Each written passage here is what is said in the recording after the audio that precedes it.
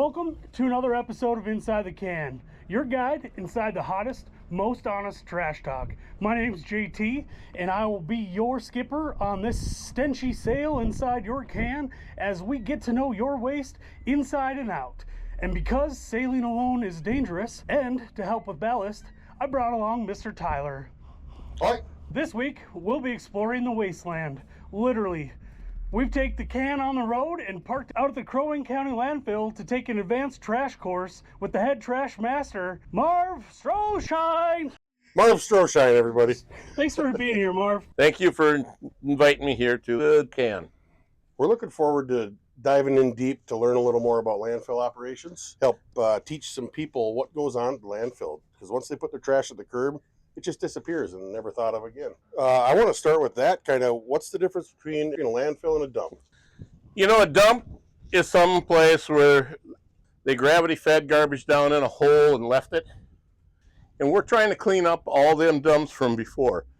In our old landfill, when we had the old landfill without a liner underneath and all the leachate went right into the ground, we could open that up and you could read magazines.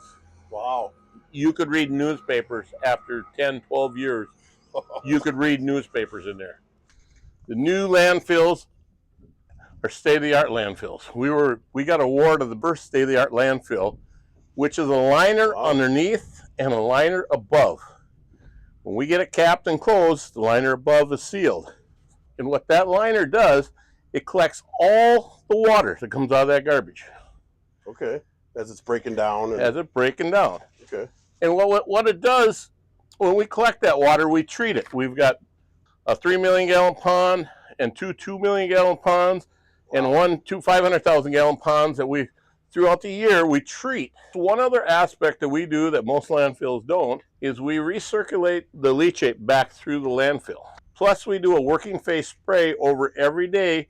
When we shut down operations at 4:30, we spray until 6, and we spray the garbage to wet it down.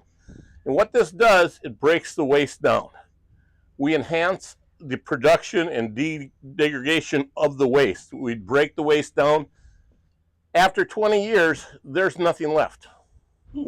It's back to inert material that if anything happens to the liner system, we don't have to worry about the liability. Out here, we try to understand the waste. We do a very different style landfill than most of the country. And people don't understand that what we're doing here and the technology that we're doing is we got a compost vessel working within our landfill. 20 years from now, we might be able to come back in and mine it for all the metals and everything else in here. When people say they're afraid of landfills, we are on top of everything that we put into the ground, and we manage and protect. When we recirculate water back through the waste, it's like a coffee filter in a coffee maker. You put coffee in it, you run water through it, and the first time it comes out really nice dark coffee. Mm-hmm. You do that 3 more times, that water starts getting clear. Basically, what we do in the landfill, when we add the recirculated water back into the landfill and goes through the landfill like 3 times, it starts cleaning the water. It makes the water purified and clear it. Some of our parameters, we can almost beat drinking water standards. Wow. That's how stringent our regulations are out here. We're actually managing all these on the treatment end of it to make our water purified to put on the land again, where we can actually work with a landfill like this with no contamination coming out of it, plus break down the waste through a compost vessel. And the only thing we got left is the material that won't break down.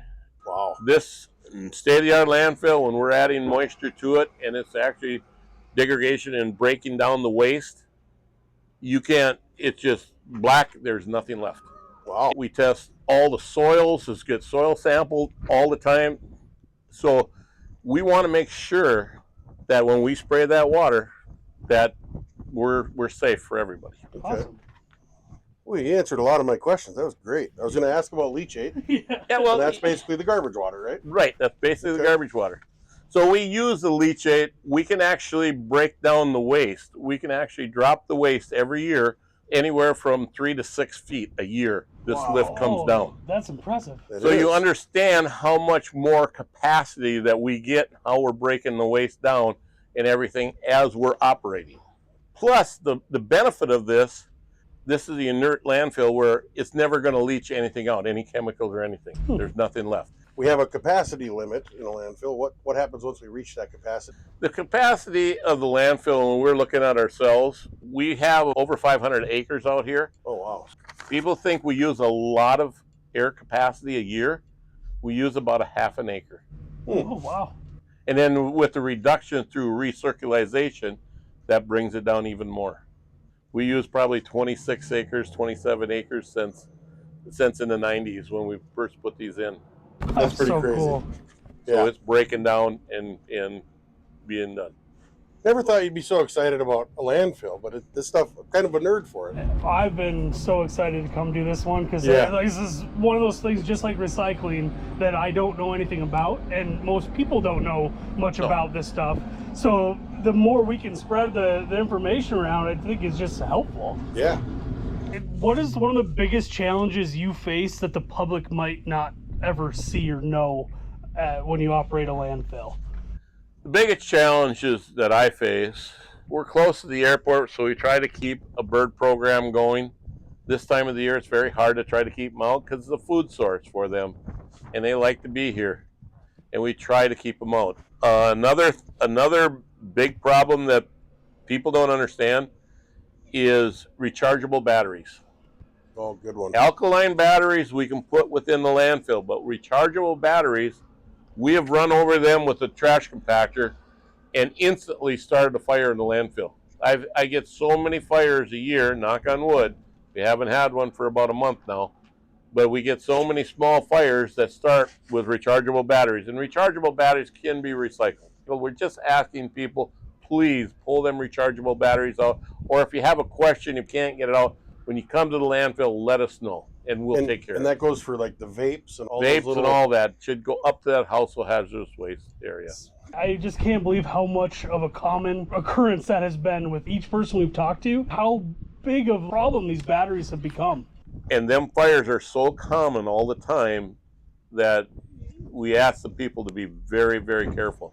There's been landfills down south that spent millions of dollars. Wow. Just on a landfill fire trying to get it out. We've learned a lot about how devastating they are to every end of the disposal process. Yes, they are. Recycling facilities, they went, what do you say, 4 years without a fire? Yeah. And now they have 3 to 4 a month? Yeah. Yep. Yeah. And we're just asking the people up here to be cautious on them. If you look at all three of us, you got a cell phone, you got a cell phone, and I got one. So they're there. We all have them. We all have them. Yep, kind of like opinions. Yep. Well, you guys do a fine job out here. Yeah. We try to do a good job. The biggest thing in the landfill is breaking down this landfill, keeping it safe for the public. The liner system underneath, and now we're capping off the cells and sealing them off, and then we'll be piggybacking on top of them cells in the future. From what we're doing right now, it is actually amazing. And I got to say, Crow Wing County Commissioners they do a great job on listening and understanding the management out here and trying to make this place what it is. I've actually heard from a couple of them that sing nothing but your praises. Yeah. They say if you haven't toured the landfill, you need to go get a tour. Yeah. Mm-hmm. My last question was going to be, is there any unofficial like landfill legends or stories? But I think we have one in the can with us today. I think so too. Yeah. Well, thanks again for allowing us in your trash dojo and giving us an advanced lesson in trash talk. This has been another episode of Inside the Can. Follow us on all your favorite social media so you don't miss the next aromatic adventure. See you later. Take it easy. We'll see you at the dump.